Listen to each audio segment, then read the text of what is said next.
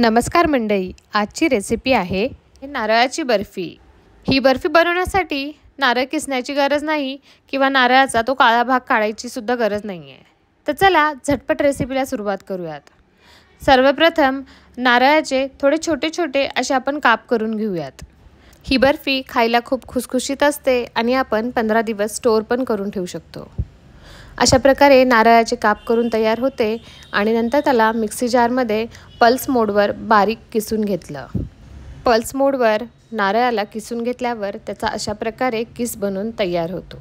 नंतर एका जाडबुडाच्या कढईमध्ये मी 2 चमचे साजूक तूप ॲड केलं आणि 1.5 वाटी नारळाचा किस ॲड केला।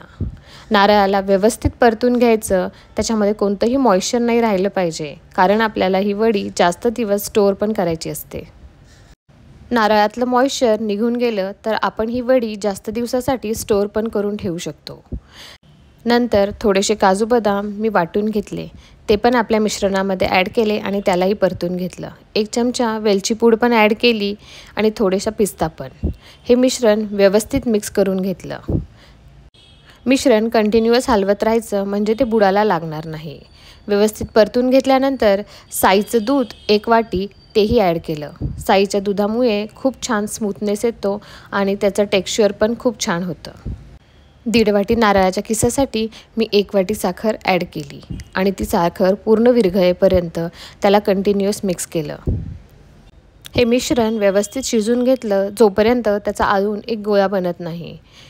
या प्रोसेसमध्ये मध्ये हलवत राहणं हे कंपल्सरी आहे, नाही तर ते बुडाला चिटकू शकतं। नंतर एका प्लेटला अशा प्रकारे तुपाने ग्रीस करून घेतलं आणि सर्व मिश्रण ह्या प्लेटमध्ये काढून घेतलं। अशा प्रकारे उलथनाच्या साहाय्याने पूर्ण प्लेटमध्ये हे मिश्रण पसरून घेतलं। एक 5 ते 10 मिनिटं मिश्रणाला थंड होऊ द्यायचं। मिश्रण गरम असतानाच अशा प्रकारे पसरून घ्यायचं। एकदा थंड झालं तर ते आपल्याला परत स्प्रेड नाही करता येणार। नंतर वरतून असे काजूचे काप टाकले, जस्ट डेकोरेशनसाठी, कंप्लीट ऑप्शनल आहे। आणि एक 10 ते 15 मिनिटं त्याला थंड होऊ दिलं। फ्रीजमध्ये ठेवायचं नाही, कारण नंतर बाहेर जर काढलं तर त्याला खूप पाणी सुटतं आणि वड्या खूप नरम पडतात। तर आपली झटपट नारळाची बर्फी किंवा नारळाची वडी बनून तयार आहे। तुम्ही ही रेसिपी नक्की ट्राय करा आणि मला कमेंट करून कळवा की तुम्हाला ही रेसिपी कशी वाटली। माझ्या चॅनलवर नवीन असतील तर सबस्क्राईब करायला विसरू नका। थँक्यू।